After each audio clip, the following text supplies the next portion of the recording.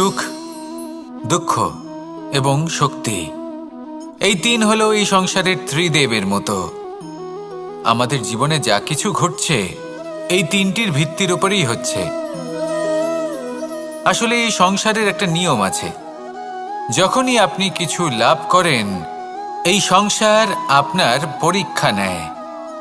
এটা জানার জন্য আপনার পরীক্ষা নেয় যে আপনি যা কিছুই লাভ করেছেন আপনি কি আদৌ সেটার যোগ্য কিনা। ঠিক সেইভাবেই এই সুখ, দুঃখ এবং শক্তি আপনার পরীক্ষা নিয়ে থাকে। যখন সুখ আসে তখন সে আপনার পরীক্ষা নেয় যে আপনার মধ্যে অহংবোধ জাগ্রত হয়নি তো। যদি অহংবোধ চলে আসে তাহলে সুখ সেখানেই সঙ্গ ত্যাগ করে। দুঃখ আপনার ধৈর্যের পরীক্ষা নিতে থাকে, আর যদি আপনার মধ্যে ধৈর্য না থাকে তাহলে এটা আপনাকে আরো বেশি দুঃখের গভীর অন্ধকারে ঠেলে দেবে। সেখানে শক্তি পরীক্ষা নেয় আপনার বিনম্রতার। যদি আপনি বিনম্র না হন তাহলে হয় এই শক্তি আপনার সঙ্গ ত্যাগ করবে, নয় এই শক্তি বিনম্রতার অভাবে আপনার পতনের কারণ হতে পারে। এই সংসারে যে কোনো ব্যক্তি যিনি এই পরীক্ষায় উত্তীর্ণ হয়ে থাকেন এই জীবনে তিনি সাফল্য লাভ করেন।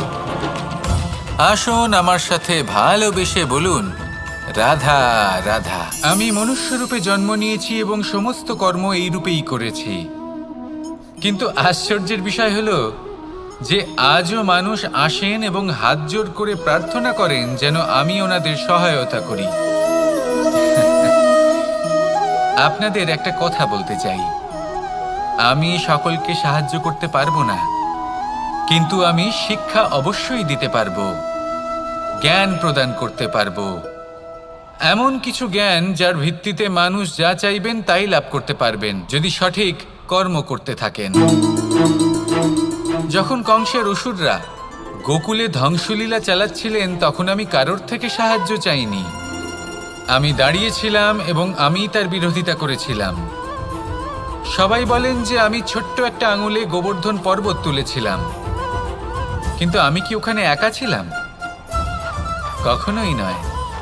আমার সাথে অসংখ্য গোকুলবাসী, অসংখ্য বর্ষণাবাসী ছিলেন, নিজের হাতে একটা লাঠি নিয়ে। ওনাদের মনোবল, ওনাদের আশীর্বাদ আমার সাথে ছিল। মহাভারতে আমি শুধুই শিক্ষক ছিলাম, আমি শুধুই শিক্ষা দিয়েছি। লক্ষ্য সাধন করেছে অর্জুনই, যুদ্ধ করেছে অর্জুনই এবং জয়ীও হয়েছে অর্জুনই। আমি শুধুই শিক্ষা দিতে পারি। অবশেষে আপনাকে শুধু এটুকুই বুঝতে হবে যে ঈশ্বর সবকিছু করতে পারেন না, করতে হবে আপনাকে। ঈশ্বর আপনাকে আশীর্বাদ করতে পারেন যে কাজ আপনি মন থেকে করবেন সেটা অবশ্যই পূরণ হবে। সেই জন্য নিজের লক্ষ্যের পথে এগোতে থাকুন। চেতনা, বিবেক এবং পরিশ্রমের দ্বারা আপনার যা যা স্বপ্ন আছে, যা লক্ষ্য আছে আপনি অবশ্যই লাভ করবেন। আর এই মন সুপ্রসন্ন হয়ে বলবে, রাধা রাধা।